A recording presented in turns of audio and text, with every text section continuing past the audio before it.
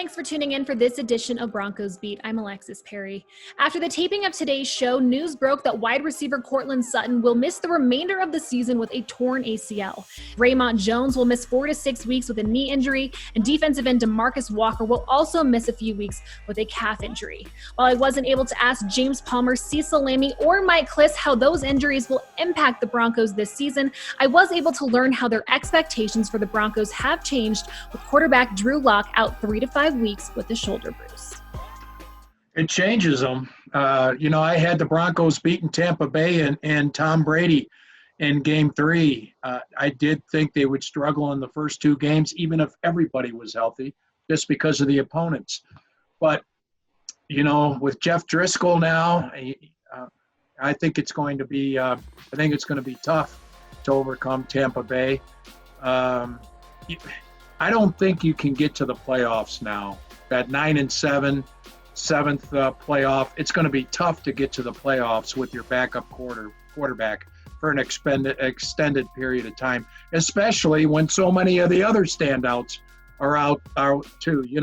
The expectations with Von Miller and A.J. Boye and Drew Lock and Courtland Sutton are one thing. Take those players away, I don't know how any team survives.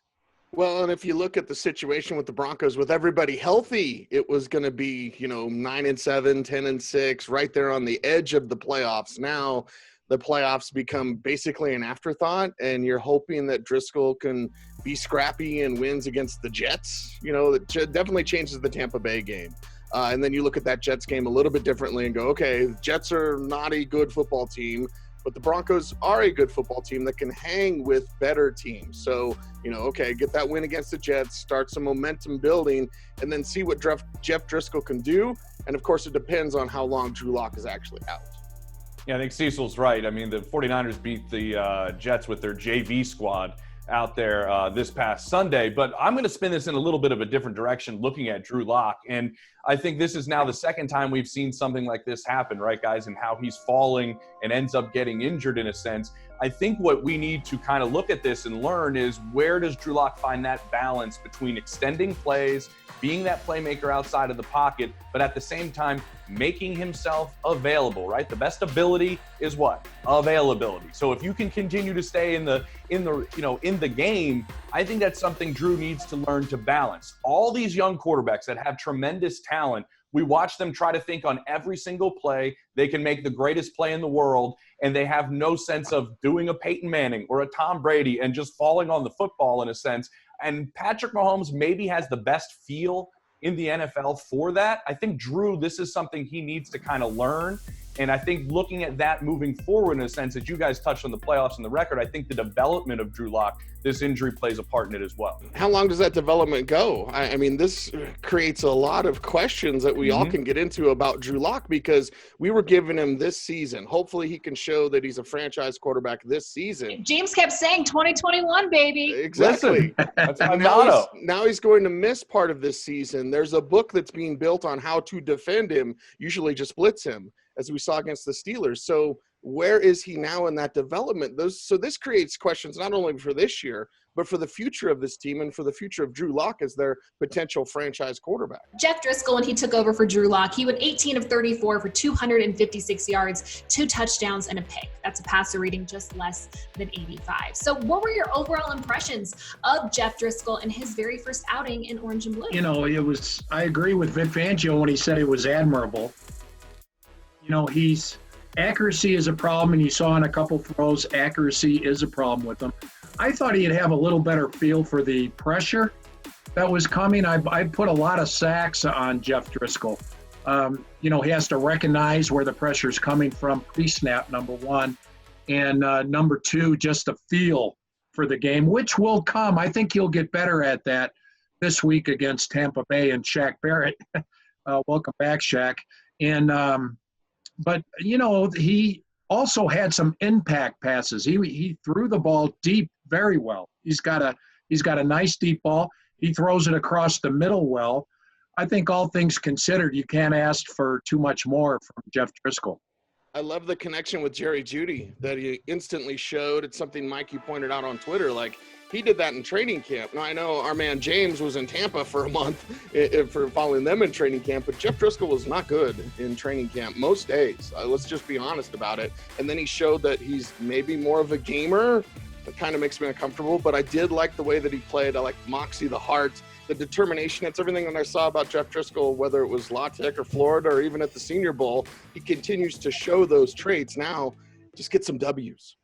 Yeah, I don't want to be the negative Nancy like I am on here all the time, Cecil, but this kind of reminds me a little bit. Remember when Paxton Lynch came in relief of Trevor Siemian when he got hurt, and you saw those flashes in that game where you're going, Tampa Bay okay, game, yeah. Okay, yeah, maybe we're going to see something from Paxton Lynch. Hopefully this is a different scenario with Jeff Driscoll. I do know, obviously, he was brought in, right, for the similar skill set he has of Drew Lock, the mobility, the ability to go out there and kind of scramble around. I agree with Mike that you got to feel some of that out a little bit better. That comes with really taking no reps in a sense at all. But he now has to get on the same page with a lot of guys he doesn't have a lot of reps with. We're looking at a Tampa Bay team they're going to come in and play against that is having trouble getting on the same page. And they have 2 top 10 receivers with the greatest quarterback of all time and maybe the greatest tight end of all time. And they're struggling with this shortened off season in a new system. And now you have a backup quarterback in a shortened off season in a new system. So I think the expectations have to be in a certain spot. But at the same time, I did like the way he went out and played. I kind of questioned the 4th and 2 call in the sense that you put it all on the reads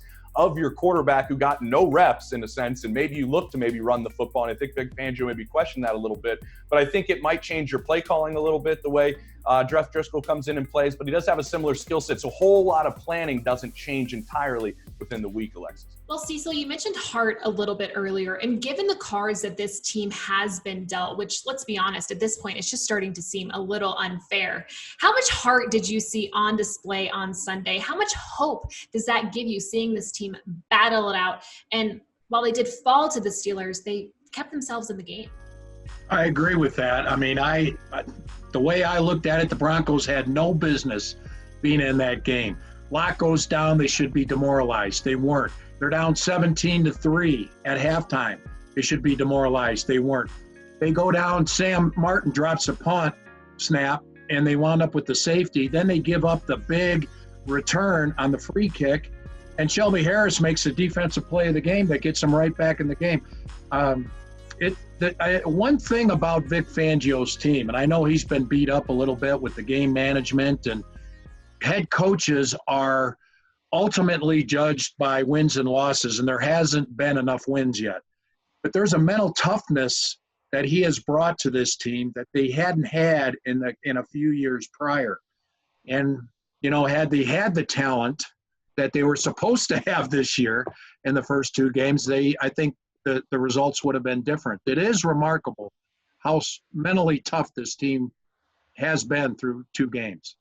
That is my saying, Mike. That is what you're saying is exactly what I've been saying in the offseason and getting torn to shreds about, is that I think this team is going to show us a lot this season. And if they compete in all these games and all this young talent that they have, to me, next season is one that we're really having our eye on, because if you look at the way that even in games that you mentioned that are demoralizing in terms of how injuries happen and certain plays occur within a game, that they don't give up and they don't change and they compete at the end. As young as they are, they need to learn how to win these games. And the only way you do that is through experience. And a lot of these great players in the NFL that you see pull out games down the stretch, and they do it time and time again, it's because they've been through it. And the Broncos are now going through that learning process. And I think their mentality is fantastic. I think the way they've gone through the approach of fighting through all of these games is wonderful. And I think it's going to put them in a spot moving forward. You just got to find that way to get over the hump. And they've had a lot of things going against them to try to get over it. But I think they're in a good spot as I continue to preach 2021.